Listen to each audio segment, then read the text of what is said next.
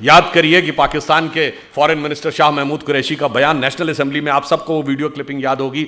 उन्होंने कहा कि साहब हमारे पास आर्मी चीफ आए, उनके पैर कांप रहे थे, उन्होंने कहा खुदा का वास्ता है कि अभिनंदन को वापस कर दीजिए शाम तक, वरना 9 बजे के बाद हिंदुस्तान अटैक कर देगा। ये तो 1971 में कभी नहीं हुआ कि फॉरेन मिनिस्टर और आर्मी चीफ ये कहे कि उसके पैर कांप रहे थे, वो भी पाकिस्तान की नेशनल असेंबली में। ये उनका दिया बयान है, किसी पत्रकार का बयान नहीं है। यह परिवर्तन आया।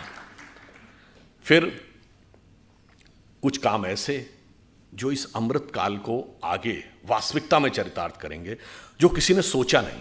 जैसे अगर भारत को इलेक्ट्रिसिटी चाहिए, विकसित देश बनना है, तो पावर रिक्वायरमेंट है इंफ्रास्ट्रक्चर के बाद। अब पावर में हमारा 44% पावर कोल से आता है। अब कोयले से अगर हम इतनी भारी मात्रा में एनर्जी लेंगे तो एक तो उससे पर्यावरण का बहुत प्रभाव पड़ेगा आने वाले समय में, और हम कितनी ऊर्जा ले पाएंगे। तो इस पर सोचना चाहिए कि भगवान ने भारत को क्या दे रखा है। देखिए, भारत के 2 छोरों को देखिए, पूर्वी छोर और पश्चिमी छोर। पश्चिमी क्षेत्र का जो इलाका है, जिसमें गुजरात है, राजस्थान है, वैसे आजकल तो वहाँ पानी बहुत गिर रहा है, मगर सामान्यतः वहाँ पानी की कमी रहती है, मगर सूर्यदेव बहुत प्रचंड रूप में वहाँ पर अपना प्रबलता दिखाते हैं। और जो पूर्वी हिस्सा है, जिसमें बिहार है, उड़ीसा है, बंगाल है, असम है, वहाँ नदियों के पाट बहुत चौड़े हैं, बहुत पानी गिरता है, बाढ़ की समस्या रहती है।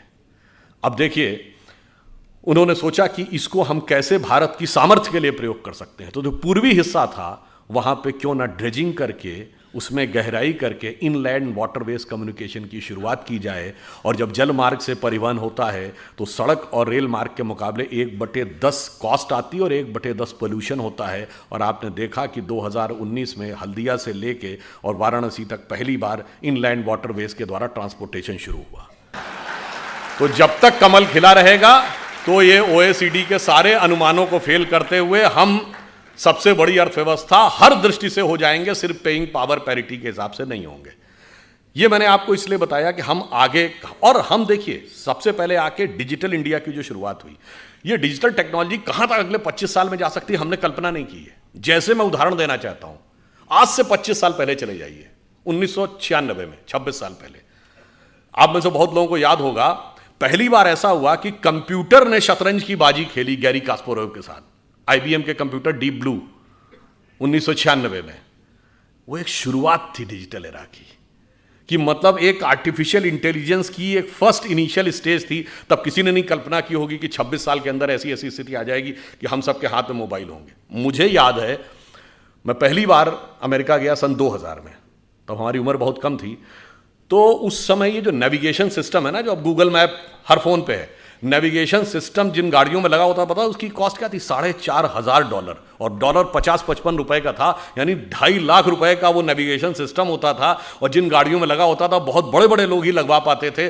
तब हम लोग बड़ा आश्चर्य लगता था, तो बताता हुआ चलता है, लेफ्ट जाइए, बाएं जाइए, दाएं जाइए। अब फ्री में सभी के हाथ में है।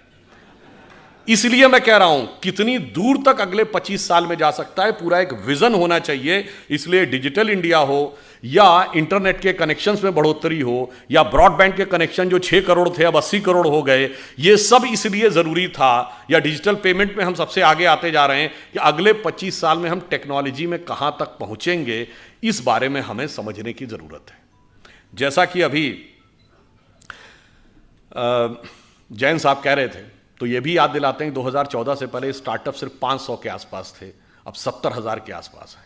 100 से अधिक यूनिकॉर्न है। हम अमेरिका के बाद सबसे ज़्यादा यूनिकॉर्न बनाने वाली कंपनियों में से, देशों में से एक हो गए हैं। यानी इतनी फास्ट गति से हमारी ग्रोथ हो रही है। और आप यह भी समझिए कि इस परिवर्तन के इस दौर में जब हम इस रफ्तार से आगे बढ़ रहे हैं, तो एक बार मुझे याद है कि एक टीवी डिबेट हो रही थी, तो उसमें यह हुआ कि अमेरिका ने मदद पाकिस्तान को रोक दी। तो वो पाकिस्तान की तरफ से एक पत्रकार महोदया बैठी थी, उन्होंने कहा जी आपको मदद की ज़रूरत होगी, हमें मदद की ज़रूरत नहीं है। तो हमने कहा जी हम अमेरिका से क्या लेते हैं ये इंपॉर्टेंट नहीं है, हम अमेरिका को क्या देते हैं।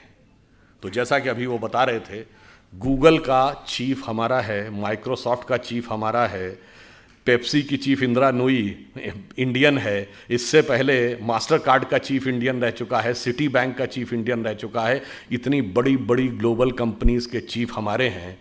मैंने कहा आपके यहाँ भी बहुत सारे चीफ हैं, लश्कर तैयबा का चीफ है, जैश ए मोहम्मद का चीफ है, अलकायदा का चीफ होता है। मैंने कहा इतना बड़ा अंतर है कि हम 75 साल में कहाँ पहुँचे हैं कि अमेरिकन मल्टीनेशनल्स भारत में आती हैं टैलेंट हंट के लिए और अमेरिकन फौजें पाकिस्तान में जाती हैं टेररिस्ट हंट के लिए। कभी ओसामा बिन लादेन मारा जाता है एबटाबाद में, तो कभी पाकिस्तान के बॉर्डर पर अमन अल जवाहिरी मारा जाता है। और इतना ही नहीं, हम अमेरिका को सिर्फ इतना ही नहीं देते हैं। जैसा कि अभी मोहित जी कह रहे थे कि भाई मैं तो बिजनेस का व्यक्ति हूं, तो समाज, राजनीति, आध्यात्म, इस विषय पर तो मैं नहीं बोलूंगा। मैं तो बताता हूं कि बिजनेस और आध्यात्म का भी हमारे यहां कैसा कनेक्शन है। हम सब व्हाट्सएप यूज करते हैं, फेसबुक यूज करते हैं, तो उसका ओनर कौन है? Mark Zuckerberg. जो लोग आईफोन यूज करते होंगे पता होगा कि एप्पल का फाउंडर कौन था? Steve jobs. अब ये मार्क जुकरबर्ग ने खुद कहा कि एप्पल के फाउंडर स्टीव जॉब्स ने उनसे कहा था कि अगर जिंदगी में कभी इतना बुरा वक्त आ जाए कि तुम्हें लगे कि तुम्हारा कॉन्फिडेंस ही खत्म हो गया है, पूरी तरीके से हताश हो गए हो, तो ऐसा करना, भारत में जाना, वहां नैनीताल जिले में कैची में नीम करोरी बाबा का एक आश्रम है, वहां जाके तुम्हें एक नई ऊर्जा मिलेगी। और मार्क जुकरबर्ग ने कहा कि मैं आया, वो दौर जब आया और मुझे एक नया कॉन्फिडेंस मिला और जाके फिर मैंने नए सिरे से यह रचना प्रारंभ की। तो हम बिजनेस के साथ साथ हम यह भी देते हैं, तभी हमने कहा कि हम सोने की चिड़िया के साथ साथ जगत गुरु भी बनेंगे, यही हमारा भवितव्य है। परंतु इस अमृत काल से पहले हमें यह भी समझना होगा कि अमृत तो बाद में आता है, सागर मंथन में विष पहले आता है। बहुत सारा विष हमारे दिमागों में भरा हुआ है। जो अभी उल्लेख किया गया कि प्रधानमंत्री जी ने 5 प्रण कहे, तो पहला प्रण क्या था? कि हमें विकसित राष्ट्र बनना। अब छोटी मोटी बात नहीं सोचनी, जिसके विषय मैंने बताया। दूसरा प्रण क्या था? गुलामी की हर चीज को छोड़ना है। और यह बात उन्होंने ऐसे ही नहीं कही। नॉर्मली सरकारें आती हैं, वो कहती हैं हमने इतने नए नियम और बना दिए। हमारी सरकार ने पिछले 8 साल में 1500 से लेकर 1800 पुराने नियम समाप्त कर दिए, जिनकी कोई जरूरत नहीं थी। और कैसे कैसे नियम? एक बार अमित शाह जी ने मुझे बताया कि जब वो गुजरात के गृह मंत्री थे, तो 1965 के युद्ध के समय क्या होता था कि पाकिस्तान अपनी तरफ से गुब्बारों के द्वारा कुछ पैम्फलेट्स भारतीय क्षेत्र में छोड़ देता था।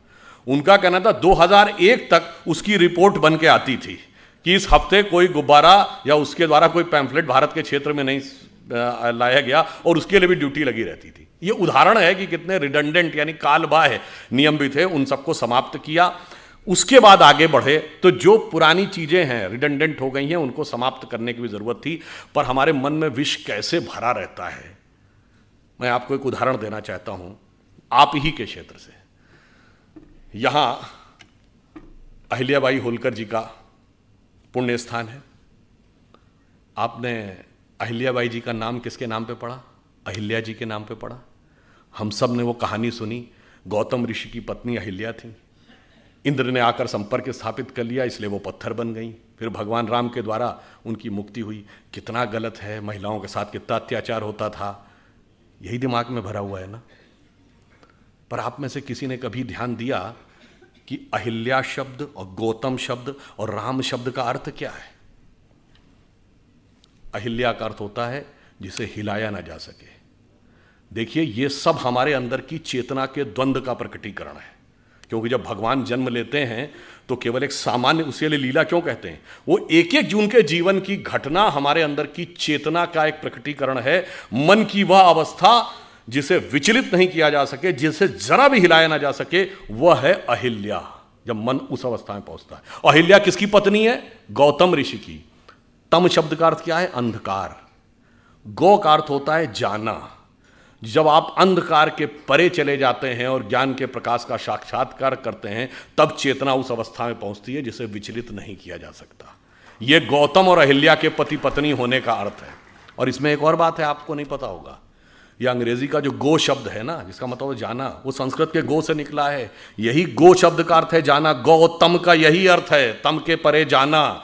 10 बार आया है रामचरितमानस में, गो गोचर लग जा मन जाई तो जानो माया भरमाई। मगर हमारे दिमाग में भरा है कि गो अंग्रेजी का शब्द है। हमारे यहाँ गोचर, ग्रहों की गति को गोचर कहते हैं ना। आज का गोचर, ज्योतिषी से पूछे, कहता आज का गोचर, ये सब गो शब्द जाने से बना है। अब इंद्र कौन है? इंद्र शब्द का अर्थ जानते क्या है? बहुत बार हम लोगों ने सुना, खूब हमारे यहाँ कहानियों में है कि जैसे ही कोई एक ऋषि तपस्या करने लगा तो इंद्र ने जो है अपना अप्सराएं भेजकर उसकी तपस्या भंग करने का प्रयास किया, क्योंकि इंद्र का आसन डोलने लगा। इसका क्या अर्थ है? इंद्र शब्द का अर्थ जानते क्या है? आपने ईंधन वर्ड सुना है? फ्यूल के लिए यूज होता है, सोर्स ऑफ एनर्जी। ये ईंधन शब्द इंद्रन शब्द का अपभ्रंश है। इंद्रिय शब्द इंद्र से निकला है। हमारी सारी सांसारिक इंद्रियों की जो सोर्स एनर्जी है दैट इज इंद्र। और जब कोई तपस्या करता है तो इसका अर्थ क्या हुआ? वो इंद्रियों को कंट्रोल करने की कोशिश करता है तो इंद्र का आसन डोलता है, यानी इंद्रियों की सत्ता कमजोर पड़ती है। तो बाय लॉ ऑफ इनर्शिया इंद्रियां सबसे ज्यादा तेजी से उसके ऊपर इनर्शिया बैक फोर्स मारती हैं। और वो सबसे ज्यादा किस पे मारेंगी? मानसिक रूप से मानेंगे, क्योंकि मन सबसे प्रबल इंद्रिय है। इसीलिए कभी आपने ध्यान ही नहीं दिया होगा कि अप्सराओं के नाम क्या? मेनका, जहां पर मन एकाग्र हो, उर्वशी, हृदय को वश में करने वाली। ये सब प्रवृत्तियां हैं जो जाकर हमारे मन पर अटैक करती हैं। तो जैसे ही इंद्रियों की शक्ति, जब आप अंधकार के परे चले गए और उसे विचलित नहीं किया जा सकता था, यदि इंद्रियों की शक्ति के प्रभाव में आ गए तो क्या हुआ? पत्थर का क्या हुआ? चेतना शक्ति का लोप हो गया। आप पदार्थ यानी सांसारिक शक्ति के रूप में रह गए। जो आध्यात्मिक चेतना थी वो चली गई। अब आध्यात्मिक चेतना दोबारा कब मिलेगी? राम शब्द का अर्थ जानते क्या होता है? हिंदी या संस्कृत में शब्द है, रम धातु से बना है, जिसका अर्थ होता है रमना। रमनते इतराम, रमणीक स्थान, रमता जोगी। यानी किसी भी चीज जिस चीज में सेटल्ड होती है उसको रमना कहते हैं। इसीलिए राम शब्द का तात्विक अर्थ है रमनते इतरामा, अर्थात वह तत्व जिसमें सारा संसार सेटल्ड है। फिर यानी वही divine element which beholds the entire universe, फिर जब उसके साथ दोबारा संपर्क होगा that conscious energy will revive और वर्ल्डली एनर्जी विल डिसअपियर। मगर हमारे दिमाग को क्यों, अब ये क्यों किन्हों ने पढ़ाया गया जानते हैं क्यों? 1854 में कार्ल मार्क्स ने एक आर्टिकल लिखा था शिकागो हेराल्ड ट्रिब्यून में कि हिंदू जाति चाहे जितनी भी समृद्ध हो, पर वो नंदी, बैल, बंदर, हनुमान और हाथी गणेश को पूजने वाले इसी लायक थे कि उनके ऊपर हुकूमत की जाए, क्योंकि वो मूर्ख थे। मान्यवर, हम मूर्ख नहीं थे, इतना समझने लायक बुद्धि आपके पास नहीं थी, क्योंकि आपने ना कभी भारत में आए, ना आपने भारतीय संस्कृति पढ़ी, ना आपने संस्कृत पढ़ा, और आपने कुछ नहीं पढ़ा और उसके बावजूद बैठे बैठे व्याख्या दे दी। और मैं पुनः यह बात चुनौती से कहता हूं, किसी मार्क्सवादी ने वैदिक संस्कृत पढ़ी ही नहीं। जैसे कोई आईआईटी या इंजीनियरिंग कॉलेज में जाकर बीटेक करे नहीं और इंजीनियरिंग पे भाषण देने लगे, उसी प्रकार कोई मार्क्सवादी बताए उसने किस वैदिक गुरुकुल में जाकर वैदिक संस्कृत पढ़ी है और फिर वेदों पे कमेंट्री की है, अंग्रेजी में पढ़ के वेदों पे कमेंट्री की है। ऐसे महान महान लोग हैं। और वो मैं उदाहरण बताना चाहता हूं, जब राम जन्मभूमि का मुकदमा चल रहा था, ये सुप्रीम कोर्ट की नहीं, जब Lucknow bench of Allahabad high court में चल रहा था, तो दोनों पक्षों से कहा गया कि आप अपने अपने इतिहासकार ला सकते हैं। तो हमारी तरफ से जो इतिहासकार थे उसमें देवेंद्र स्वरूप जी थे, एसपी गुप्ता थे, ग्रोवर साहब थे, डॉक्टर हर्ष नारायण थे। उधर से ऑब्वियस कौन थे? सूरज भान थे, आर.एस. शर्मा थे, रोमिला थापर थी, यही सब लोग जिनको डी.एन. झा वगैरह, ये लोग स्वयं नहीं अपीयर होते थे, अपने प्रतिनिधियों के थ्रू होते थे। अब भाई देखिए, कोर्ट में तो राजनीति नहीं चलेगी। कोर्ट ने पूछा कि आप राम मंदिर के मुद्दे के ऊपर आए हैं, तो आप पहले ये बताइए कि आपका हिस्ट्री में विषय क्या है, एंशिएंट इंडिया विषय है क्या? तो उसमें से ज़्यादातर लोन लिख के दीजिए एंशिएंट इंडिया हमारा विषय नहीं है। अब वहाँ खुदाई का विषय था, तो आपको पता होगा हिस्ट्री में दो ब्रांच होती ना, आर्कियोलॉजी एंड कल्चर। तो आर्कियोलॉजी खुदाई से डील करती है। उनसे पूछा गया आर्कियोलॉजी के एक्सपर्ट हैं? नहीं जी, हम उसके एक्सपर्ट भी नहीं, हमें आर्कियोलॉजी नहीं आती, यानी खुदाई वाला विषय हमें नहीं पता। चलिए, तो कल्चर का पता होगा। अब कल्चर तो किसी लैंग्वेज में लिखा रहता है, सारे डॉक्यूमेंट्स दो ही भाषाओं में थे, संस्कृत और फारसी। और मजे की बात है, सबने ये लिख के दिया है कि फारसी नहीं, उन्हें संस्कृत भी नहीं आती है।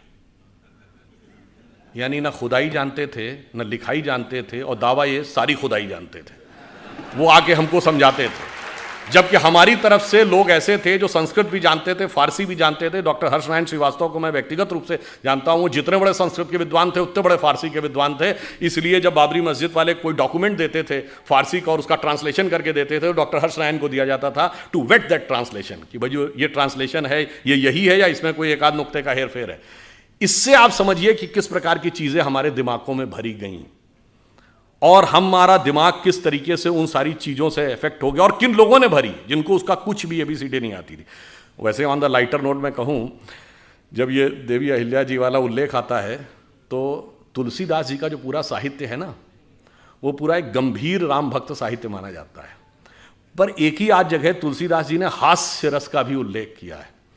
कवितावली में वो लिखते हैं कि जब भगवान राम चित्रकूट पहुंचते हैं तो वहाँ के जब साधु सन्यासियों को पता चलता है कि भगवान राम आए हैं, तो वो बेचारे वर्षों बरस से व्रत कर रहे थे, तपस्या कर रहे थे, तो उनको लगा कि इनके पैर के स्पर्श होने से कोई पत्थर की शिला स्त्री बन जाती है, तो सब एक एक शिला लेके आ गए कि शायद ये एक सुंदर स्त्री बन जाए तो मेरा भी जीवन जो कष्ट का है कोई मुझे भी अच्छे ढंग से हमारा सहयोग करने के लिए मिल जाए। तो उसको उन्होंने लिखा है कि विंध्य के वासी उदासी तपोव्रत धारी महाबिनु नारी दुखारे, और गौतम तीय तरी तुलसी सो कथा सुनिबे मुनिवृंद पखारे, होए हैं शिला सब चंद्रमुखी परसे पद मंजुल कंज तिहारे, और कीन भली रघुनायक जीव करुणा करी कानन को पगधारे। तो मतलब उन्होंने हास्य का भी प्रयोग किया। ये तो एक चीज हुई। अब दूसरी बात आई है, जिस जमाने में देवी अहिल्याबाई होलकर यहाँ पे रूल कर रही थी 18th सेंचुरी,